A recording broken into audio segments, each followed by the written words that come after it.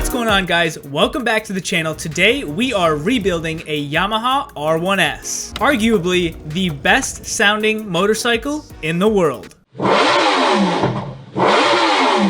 Now, both of the forged aluminum wheels from the factory on this Yamaha are damaged, so we're installing the center pin in the frame, but that'll be for later. We need to do our inspection and remove all the broken components on the left side. So far, no hidden damage underneath those OEM panels, but with the bike upright, I could see no oil in the sight glass. Because this is the R1S, it has the full silver engine block, just like my R1M. And man, do I miss that bike. Now, underneath this panel is where the ECU sits, and we got a race ECU with this bike. Now, I have never heard of Boss Racing before, so I looked it up. It's a motorcycle shop in New Jersey. I cannot wait to hear how this bike sounds. Unfortunately, the main cluster that houses all of the connectors that go to the main harness was broken, so we're gonna have to order that whole piece and fix that. But we need to get some power to this bike, so we gotta remove that rear seat, take off all the panels in the rear, get to that battery, and see what's going on back there. Turns out stuff had already been messed with. Looks like someone's already been in here. Turn signals were disconnected in the rear. Every single R1 that I've ever seen crashed, these tabs always break off for the rear fairings. It's like clockwork. But even the side that took none of the hit, the tab for the fairings have cracked off from the magnesium subframe. All right, now for the rear fairings, which are both broken and will allow us to get access to that rear plastic undershield, which is also broken as well. Plus the taillight, which was already partially uninstalled.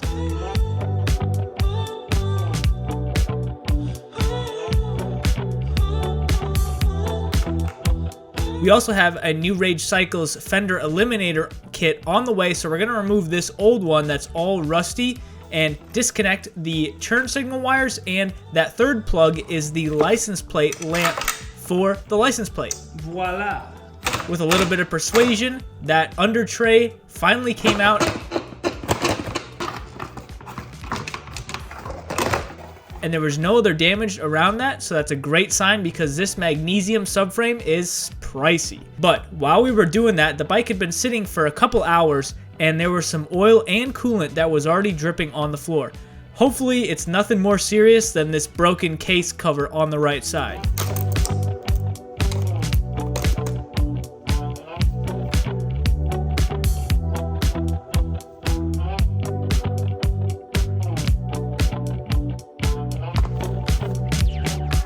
Yamaha uses these quarter-turn D-Zeus bolts for their fairings on every single panel.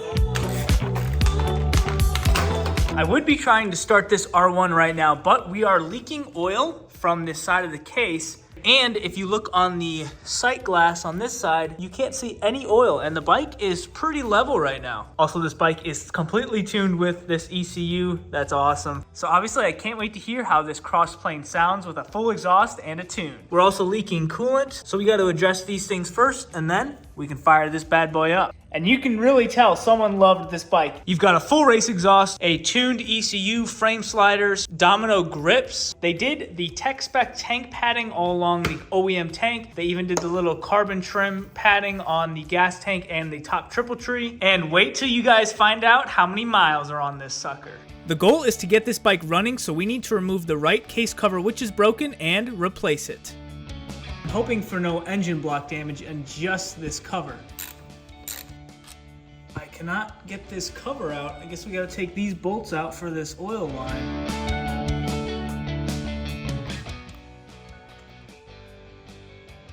Well, here's our case with the oil line, factory fresh, and there's our timing chain, which controls the valves in the head. And thankfully, we have no damage to the case. We just have a broken bolt in this bottom section here. We're gonna have to use a little magic and try to get that out. This oil line connects right here on the bottom of the case, and it feeds down this line into the very center, which is what connects to this shaft. And I believe this is the crankshaft, and the oil feeds through the crankshaft and lubricates the bottom of the connecting rods. Pretty cool on how they lubricate this cross-plane crankshaft.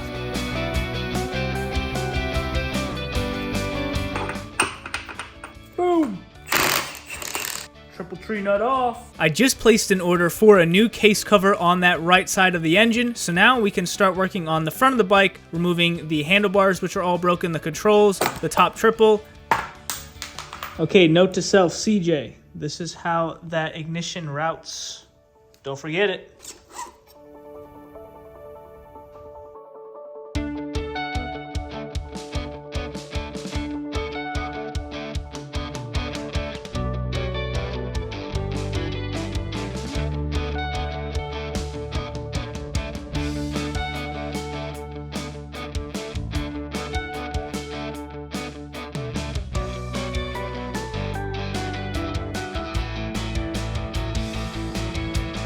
Other than the wheels, most of the broken parts are off. Both of the wheels are damaged, and you can see the tire tread on this front wheel is so low. Literally flashbacks to my first R1M.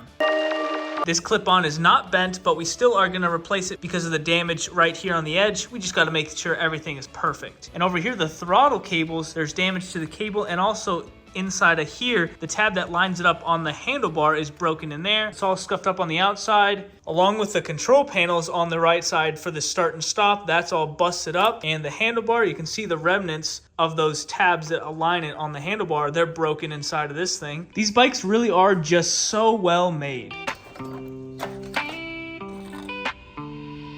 The whole front nose piece of this R1 broke off in the accident, but thankfully the delivery driver picked it up at the auction as it was sitting next to the bike, and we scored because the dash is intact, and all of these components here are probably worth around $1,500 to $2,000 worth of OEM components that we would have had to buy if they were missing.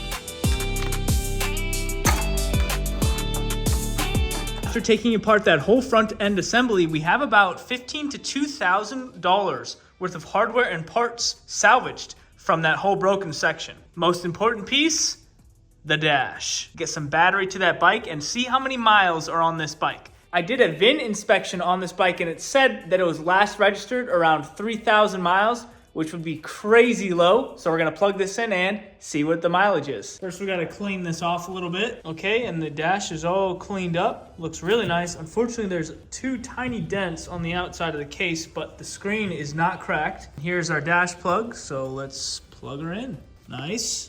We'll set this up here. We've got the key in the ignition. Nothing's happening. I think it needs a new battery. Okay, we got a spare battery in the back. Now, let's turn the key and see what happens. Sweet. Okay, dash is working perfectly. I'm gonna use the controls down here and try to switch to mileage. Our mode button works, the down and up works. Maybe it doesn't. Oh, there we go. It's this spinny dial over here that changes the screen. Temp, trip, fuel average, temp, trip. Where's the mileage at? Trip 1, trip 2, temp, fuel average, fuel economy, and mileage. What in the world? Does this thing only have 1,000 miles on it? I don't know how to work this thing. 1 second, guys. Okay, that is so strange. The odometer is supposed to show up on the main screen just by turning this dial. It has the trips. Yeah, no odometer. That's so strange. Looks like we're stuck at just seeing it has only 1,000 on the trip.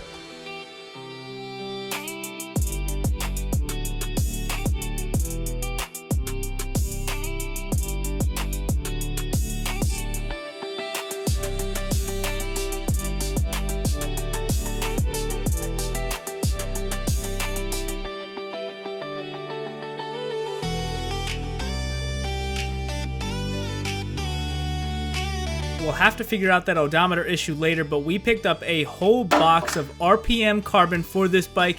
We're starting off with that under tail section piece, full carbon. It looks fantastic on these R1s. I had to do it again with this R1S, just like we did with the R1M. And once that piece is in, we can finally install the new Rage Cycles tail tidy kit, which goes right up underneath it. Now, I also got the custom LED taillight, which integrates the turn signals. So we were gonna have to figure out how to connect the taillight to the tail tidy kit and then to the main harness.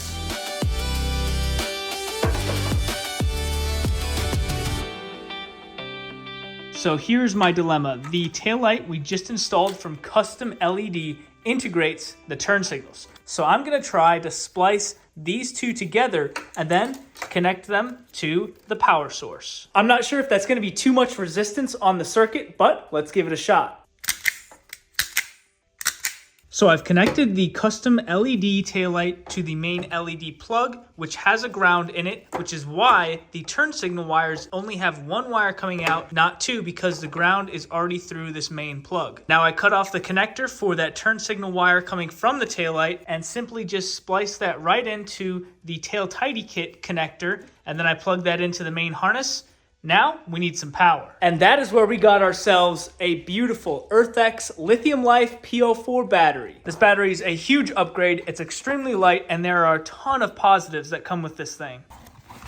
That is going to fit beautifully. Let's plug it in and see if our wiring worked out in the rear. The battery doesn't want to really sit in there with the way this harnesses. But no need to worry, EarthX makes these adapter pieces that relocate the plug to the front side or top side.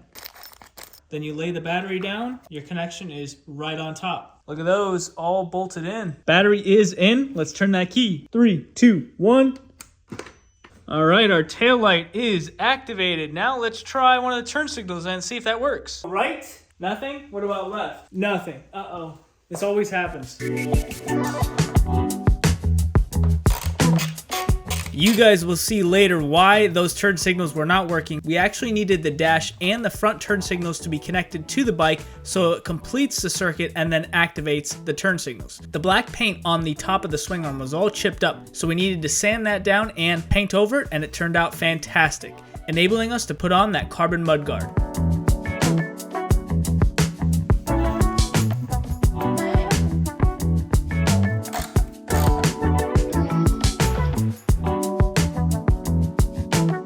Now we also have new frame sliders, which these frame sliders saved this R1 from having some serious frame damage. So we are absolutely replacing these with brand new ones.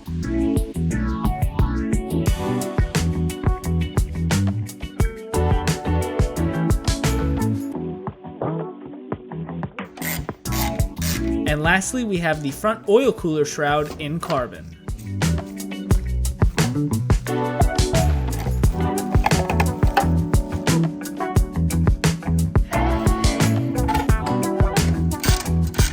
That is the last carbon piece from RPM Carbon that we're going to be installing right now. Got that whole tail section carbon installed along with the mudguard, did a little touch-up paintwork on the swing arm, new frame sliders on both sides, and a shroud around the oil cooler that's all carbon. We have some very exciting pieces to show you. But I am waiting on a box from Yamaha. It should arrive tomorrow, and then we can install these pieces. RPM makes a full carbon fiber intake and stay bracket for the front end. This is actually for a race bike, so we're gonna have to drill holes for the dash, and it's going to look incredible on this R1.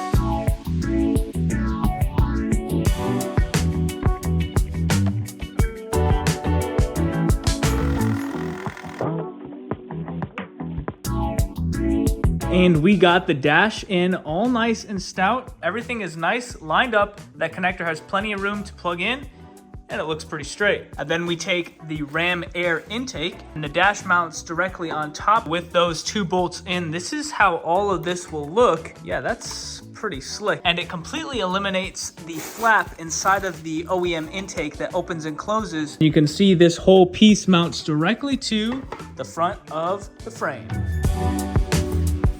Yamaha.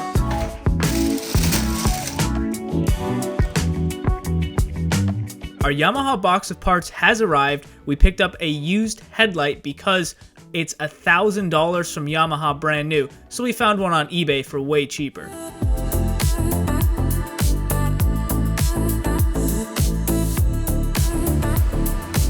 Those DRLs, or pilot lights, were actually both broken from the old Yamaha, so I had to order brand new ones. They were about $260 each. Pricey. Well, we had the headlight bezel all complete with the low beam and high beam along with the DRLs, but I was just fitting the front stay bracket and this ram air intake does not fit with the OEM plastic. Because this is a race intake, pretty sure you're supposed to delete this plastic in front. Those holes aren't even close to lining up and the carbon cannot go any farther forwards. I have to just cut out this whole middle plastic piece. We're gonna do it on that test panel over there first. So I cut out the bottom intake piece on the test panel. Let's see if the carbon intake fits. And it fits. All of the bolt holes line up with the carbon stay bracket. If we do a good enough trimming job on the fresh piece, I think it'll look all right.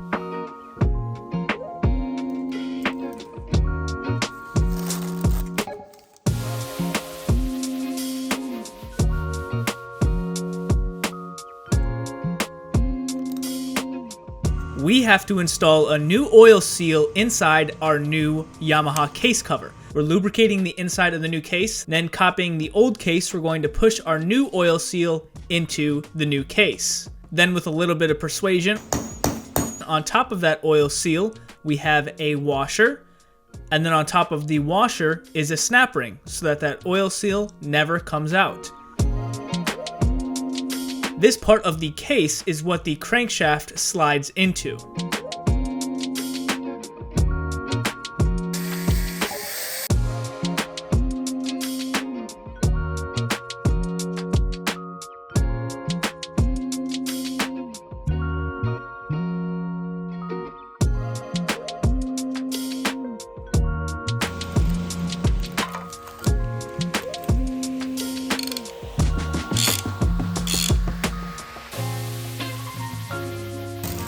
Brand new OEM oil filter, and in this shop we are Team Row, so we're gonna use their 10W40 for this R1.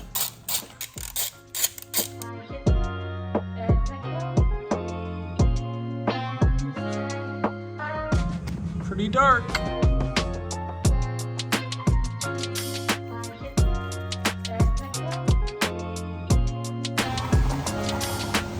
Roughly 4 liters later, and of course we'll top it off after we start it, but we're installing the dash now, plugging it in and turning on that key, getting ready for a first start.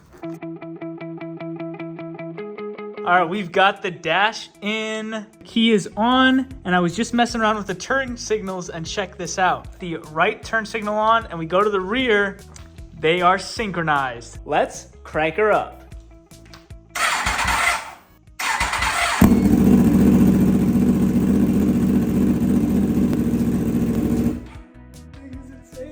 Okay, first start. That sounds so good. We need to check the oil level over here though.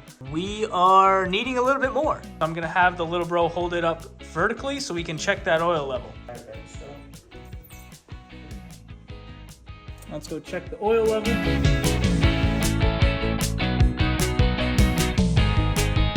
Fire!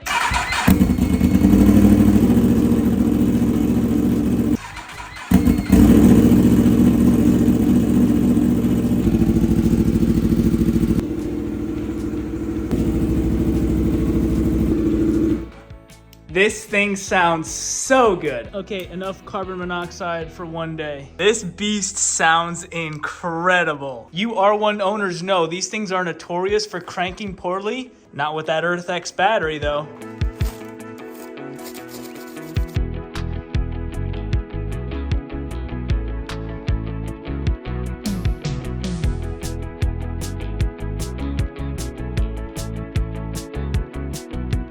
With our integrated turn signals connected, we plugged in the front mirrors, which slowed down the resistance on the turn signal back to OEM.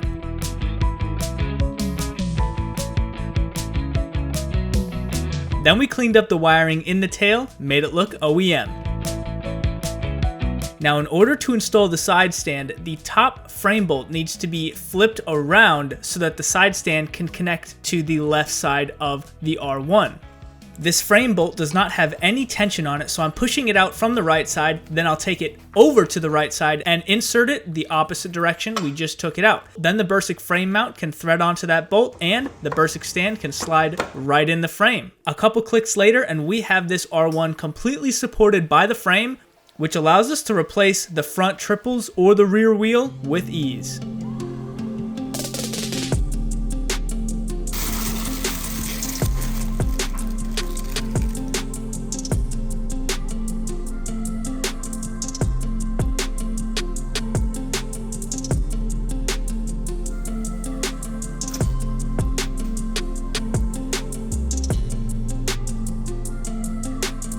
Now the connectors for our new controls on the right side need to be spliced in, but first we're going to replace that broken plastic panel and remove the old control connectors.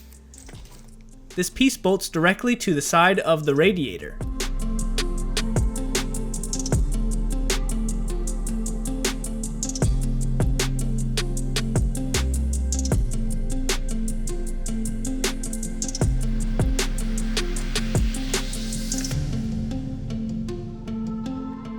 New start-stop switch along with the menu scroll on that side. We got new handlebars in, clutch lever is in, brake lever's on, we're not keeping those. We have a new reservoir, top triple tree is on along with CJ Media key tag. Now this is kind of concerning. If you look down, the handlebars are facing straight, but the wheel is way to the left. So that bottom triple tree is tweaked way out. You can see just how far off that is with the hit it took. It even snapped off one of the steering end stops on the lower triple. So we have a new one coming, they're just on back order. Now for the throttle, we also got new throttle clamps and new throttle cables. We're gonna have to remove the gas tank, the airbox, and replace these.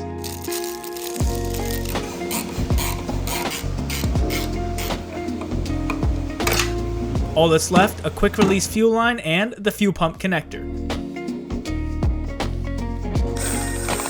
Yamaha makes it super easy. I can peel back both the top and the bottom layer of the airbox to get into the throttle bodies and replace those cables.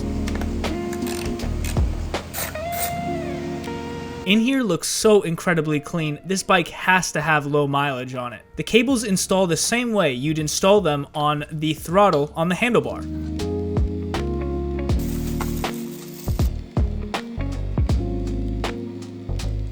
Now you'll notice when we pull the throttle, it does not open the throttle bodies. And that's because the throttle bodies are electronic, but the cables send a signal to the computer telling it to open and close the throttle bodies.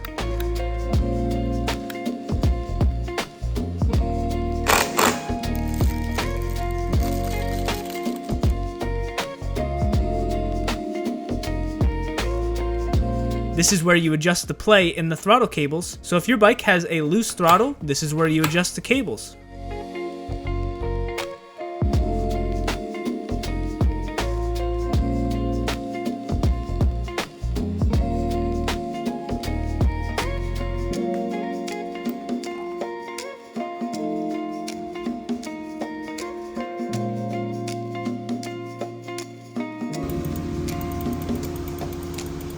Just installed the clutch and brake ASV levers. Discount code is in the description. Plus we installed those new throttle cables all the way to the throttle bodies, adjusted them so that there's no play in the throttle, but there's just a little bit of slack so that those throttle bodies can close fully. We also adjusted the clutch so that there's just a little bit of slack and the clutch can also close fully. We've got a few OEM Yamaha parts left, but what I am really waiting on is those custom fairings, and we've got a special custom set of wheels on the way.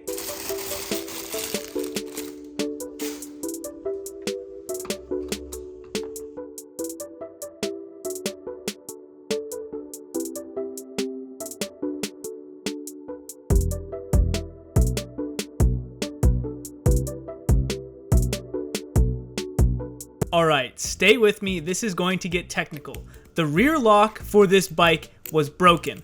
Our original key doesn't even work and it was jammed. So I bought a brand new rear lock, and we're gonna make it work with our original ignition key. First, I'm going to disassemble the rear lock. On this rear seat lock, there are 6 different wafer slots, and there are 3 different wafer sizes that adapt to however the key is cut. On these new locks, they make it impossible to open them up, but we know how to open them up. You need to drill or cut a small hole on the back side of the lock. Once that's done, you can release the locking pin on the top of the inner cylinder. And congratulations, we are ready to make this cylinder work with our original key.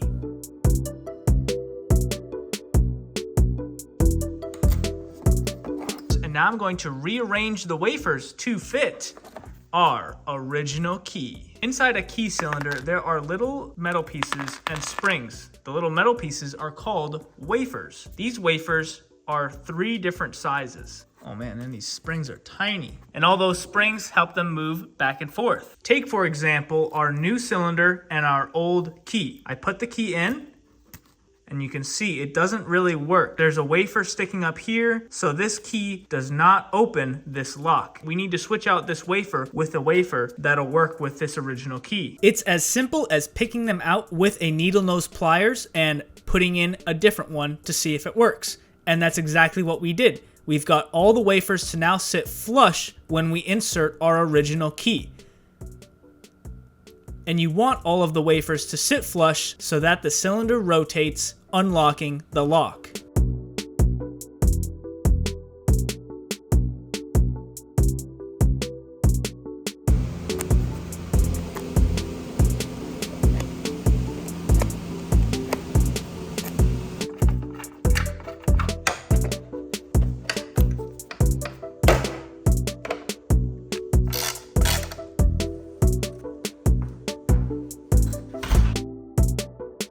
We scored big time with this rear set on eBay. We needed the rear brake lever and the peg. The rear brake lever from Yamaha was about $70 and the peg was about $30. And we got both of those plus that whole rear set for 50 bucks.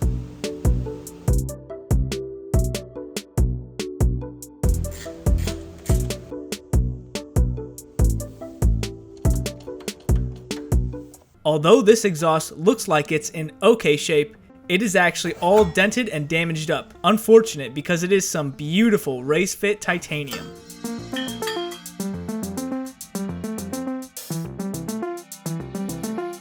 But we've got a solution for that. We got a brand new race fit titanium exhaust.